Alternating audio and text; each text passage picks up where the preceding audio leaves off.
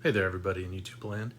So today we're going to be checking out how to stonewash a knife. Some supplies you're going to need are some ferric chloride. You can get that on Amazon for about 25 bucks. Some TSP, you can get that at any home improvement store. You can always use Windex, just something to stop the metal etching process. Some knife cleaner or some alcohol will work, some nail polish, some tools to disassemble the knife, coat hanger piece or wire to hang the blade and accessories in. And I used a glass jar. You can use a plastic container. I got one for the TSP and the glass jar for the ferric chloride, cleanup towel, and some rubber gloves. So here we're going to start with a Spyderco Delica 4. You probably use any knife or blade or whatever. This one has a polished style brush slash polished knife blade, so it lends itself pretty well to the process. Also, to be honest, it's an inexpensive knife. I think I paid maybe 80, 85 bucks for this knife. And I've already done some modding to it, so you can see I haven't cleaned it. It's still got some tape residue on it.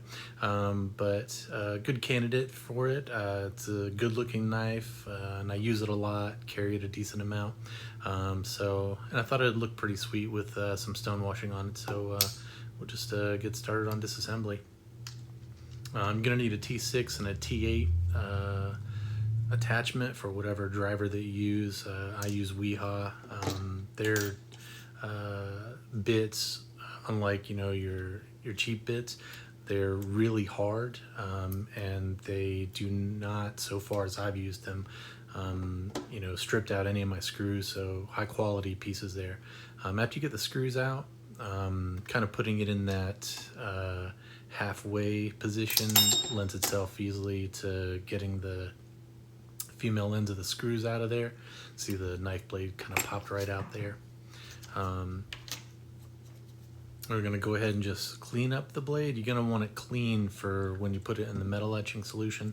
You're not going to want anything on there that's going to cause any discoloration, or for the etching solution not to be able to get to it. Otherwise you'll come out with splotchy results.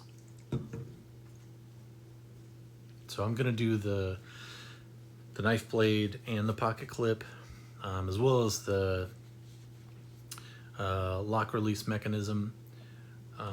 Basically all of the parts that you're going to see. I'll also end up doing the screws and the female screw ends. So now anything that you don't want to get etched, you're going to need to use a nail polish on. Forgive me the color. I don't have nail polish, so I had to use my wife's. She very nicely volunteered up her pink nail polish. So anywhere where metal's going to rub metal, like on the end of that knife blade, you're going to want to put some nail polish on to protect it from the ferric chloride, which will remove metal. So here we're just going to pour the ferric chloride into a jar. It's a nice sturdy container that the etching solution cannot activate with. I'm going to pour the TSP into this plastic container. It's got a wide mouth and flat, so it's easy to get the piece in there and clean it off to stop the etching process. It's just a piece of coat hanger that I bent. You can use wire, anything like that. I like the coat hanger because even though the ferric chloride wants to etch it, it's real sturdy and you can wipe it off easily. So you're just going to dip this in the ferric chloride, and it's going to vary to how long you leave it in there. You're definitely going to want to check it. The other thing that I found is useful that I don't show on here is maybe using a brush of some sort. I ended up using the brush that you can get at home improvement stores that you use for putting flux onto pipes. They're inexpensive, cheap, and they work pretty good to kind of wipe the metal etching off, so you can kind of see in between dips. You can see here it's kind of grayed out a little bit. Pretty close to where we're going to want it for the stone washing. So here's the lock release mechanism, and then we're going to get to the blade. So you can see we've already added our nail polish and it's dried. So we just put that in there and dip it in. Now, once you put it in, now some people dilute the ferric chloride. I personally don't. I haven't felt a need to. I've done this a couple times, so You can just dip it in there. I do recommend checking it, you know, because the longer you leave it in there, the darker it's going to get. So it's just kind of up to you how dark you'd like for it to be. Just keep in mind that once you get done with the etching and you put it into the stone washing position, it is going to, you know, change the color and lighten it up a little bit. So keep that in mind. Here I'm just using the female ends of the screws and using that brush I was talking about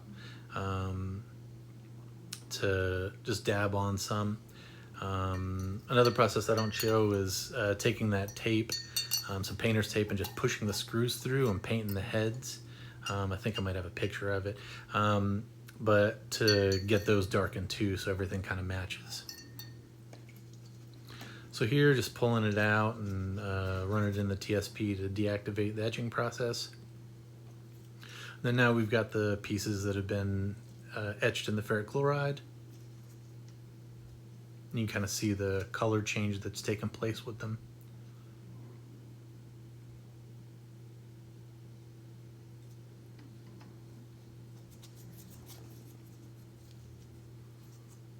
You can see that's kind of got that etchy look on it. It's definitely not shiny anymore.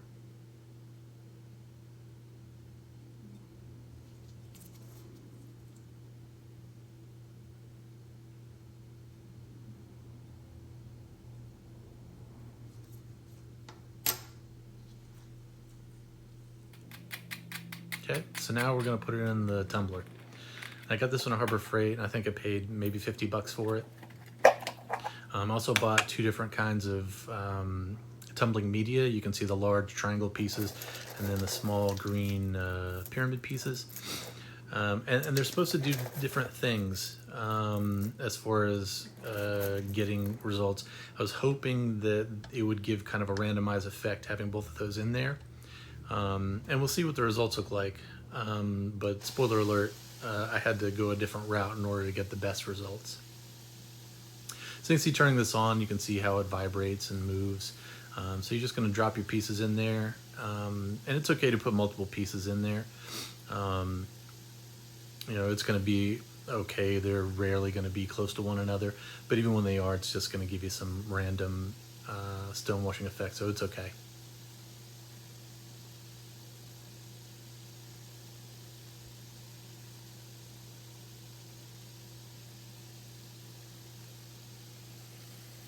Kind of mesmerizing watching this. I could watch it for a while. It's got a droning sound to it, and you can see the pieces moving every once in a while. But it does kick up a decent amount of dust, so I don't recommend it for long periods of time. It's definitely going to get dust everywhere on your surfaces wherever you've got this thing rolling. But it is pretty quiet with the lid on, so not a bad unit for 50 bucks. So you can see here, I'll let it go for a little while. And just like with the etching, you're going to need to check it so you can kind of see if you're happy with the results. You know, as it comes out of the tumbler, this is going to be your final result. So you're going to want to make sure that it's to the degree of stone washing that you're happy with.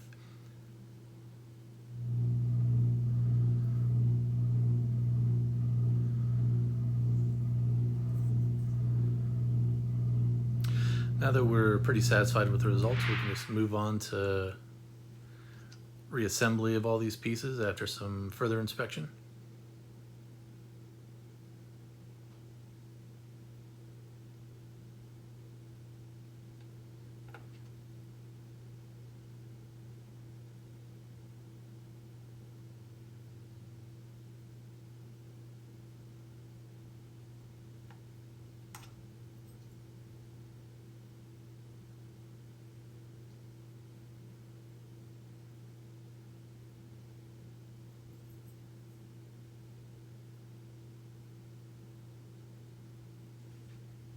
All right, so now we're going to get that nail polish off.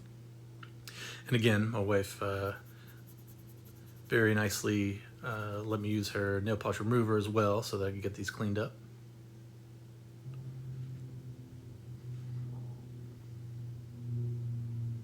So you can see the difference between the shiny end there where metal's going to meet metal once it's reassembled, and you can see, you know, what the metal etching and the tumbler's done to it. Now we're just gonna put this guy back together. Not a bad knife to put together. The only tricky part is gonna be your tension bar. So you're just gonna put your female ends back into the pieces. They're keyed too, so there's a flat spot on them. Kind of hard to tell maybe in the video, you can kind of see it there.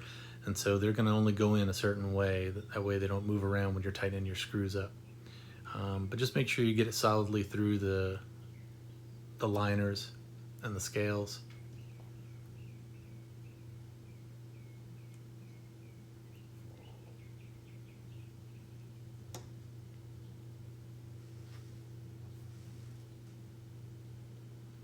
So in here you can see the tension bar assembly, just a little spacer, back spacer piece there that has a tension bar in it. Now these, in a previous video, I took the Fusser bronze washers on some 1000 grit sandpaper and smoothed them out. That's why they're fairly shiny. Just gives you better action on the knife altogether.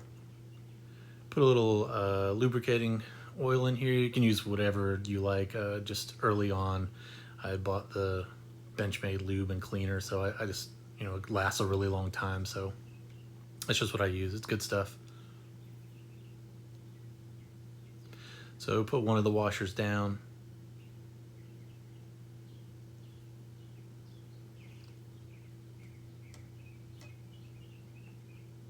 And the other washer. And we'll put the last female assembly piece in.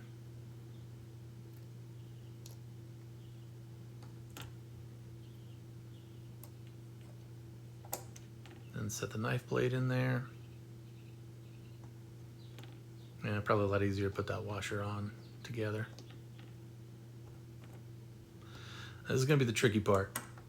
So this back spacer's gotta go in with a tension bar on it. And then you're gonna see me mess with it for a little bit. It is tricky.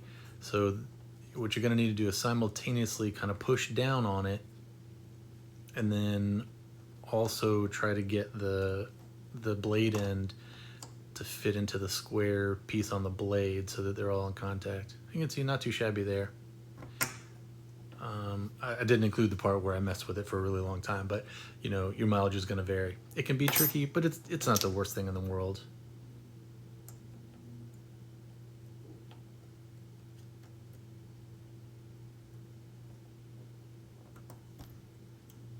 For some reason, this liner didn't want to click all the way onto all the female end pieces, but eventually got it.